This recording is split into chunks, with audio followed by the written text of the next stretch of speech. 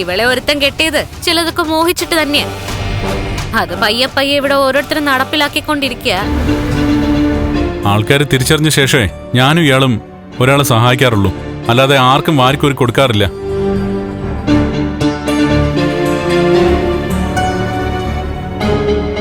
ആ ശരി ശരി, എന്തായാലും കിട്ടേണ്ടതെല്ലാം കിട്ടിയല്ലോ, ഇനി പോവാം. നിന്നെ ഇങ്ങോട്ട് കൂട്ടിക്കൊണ്ടുവന്ന സ്ഥിതിക്ക് കൊണ്ടുവിടേണ്ട ഉത്തരവാദിത്വം എനിക്കുണ്ടല്ലോ. അല്ല, അമ്മ പോണമെന്നില്ല. ഞാൻ വേണമെങ്കിൽ മഞ്ജുനെ കൂട്ടിക്കൊണ്ട് പൊക്കോളാം. അത് വേണ്ട, ഞാൻ തന്നെ കൊണ്ടുപോയിക്കോളാം. എത്രയും പെട്ടെന്ന് എനിക്കൊന്ന് വീട്ടിലെത്തണം. എന്തോ ചെറിയൊരു തളർച്ച പോലെ.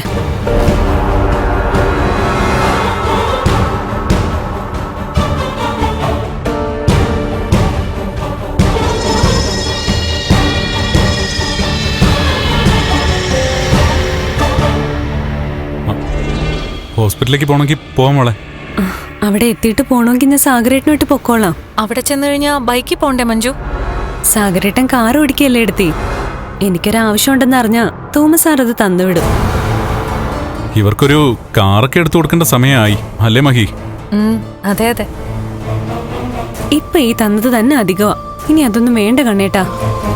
എന്നാ വാ മോളെ, നമുക്ക് പോവാം. വാ.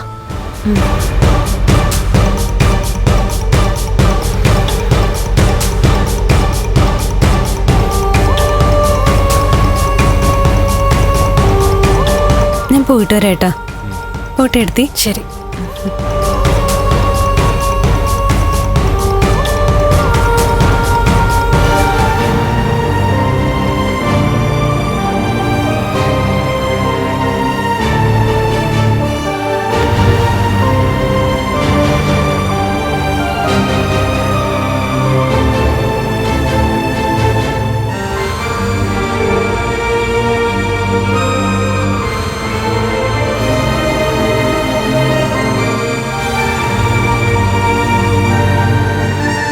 മേഘേടെക്കാളും കുഴപ്പക്കാരനായ ഒരുത്തന്റെ ഭാര്യയാണ് അവളിപ്പോ.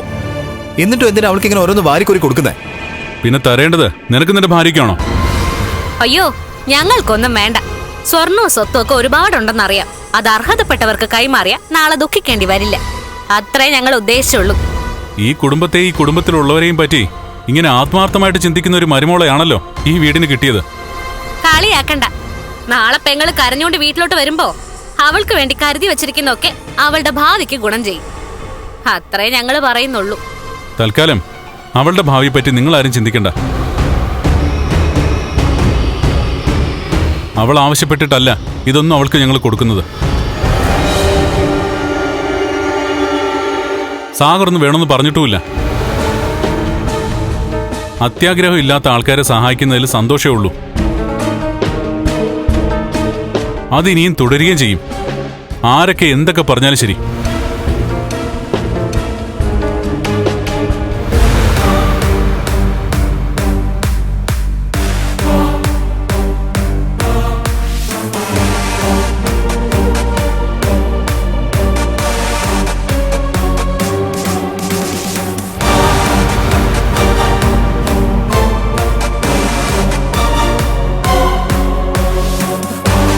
കണ്ടല്ലോ, ഡയമണ്ട് നെക്ലസും അല്ലാത്ത നെക്ലസും ഒക്കെ കൊടുത്തു വിട്ടിരിക്കുന്നത്. കണ്ടപ്പോ എന്റെ കണ്ണു തള്ളിപ്പോയി. ഒരു തരിപ്പോനെ എനിക്ക് വാങ്ങിച്ചു തരാൻ നിങ്ങളെ കൊണ്ട് പറ്റുന്നുണ്ടോ? എനിക്കറിയായിരുന്നു നീ ഇപ്പൊ ഇങ്ങനെ തന്നെ സംസാരിക്കുന്നു. ഇങ്ങനെ സംസാരിക്കാതിരിക്കും. അത്രയ്ക്ക് പാപ്പരായില്ല എന്റെ ഭർത്താവ്. കല്യാണശേഷം ഞാൻ പപ്പടം പോലെ പൊടിഞ്ഞു പോയത്. നിനക്ക് എന്താ കുഴപ്പം? കുഴപ്പമേ ഉള്ളൂ. അത് എണ്ണി പറയാൻ എനിക്ക് താല്പര്യമില്ല. ആകെ കൂടി ഉണ്ടായിരുന്ന ഒരു കുഞ്ഞാ വയറ്റിനകത്ത്, അതിനെയും കളഞ്ഞു. അതിനെ ആരാ കളഞ്ഞത്? നീയും നിന്റെ മുത്തശ്ശി കൂടിയല്ലേ? നിങ്ങളുടെ ഭാര്യ ആയതുകൊണ്ടാ എനിക്ക് ഈ വിധിയൊക്കെ വന്നത്. കല്യാണത്തിന് മുൻപ് വരെ ഞാൻ ലക്ഷ്മിക്ക് മുന്നിൽ ജയിച്ചിട്ടേ ഉള്ളൂ. ഒരിക്കൽ പോലും ഇതുപോലെ തോറ്റിട്ടില്ല. ഇവിടെ തോൽക്കാൻ മാത്രമാണോ? തോറ്റ് തുന്നം പാടി. ഇങ്ങനെയൊന്നും ചിന്തിക്കാതെ കരുണേ. ചിന്തിച്ചേ പറ്റൂ. എന്റെ ജീവിതം ഇപ്പോഴൊരു തോൽവിയാ, സമ്പൂർണ്ണ തോൽവി. അതിന്റെ 1000 മടങ്ങ് തോൽവിയാ എന്റെ ഭർത്താവ്.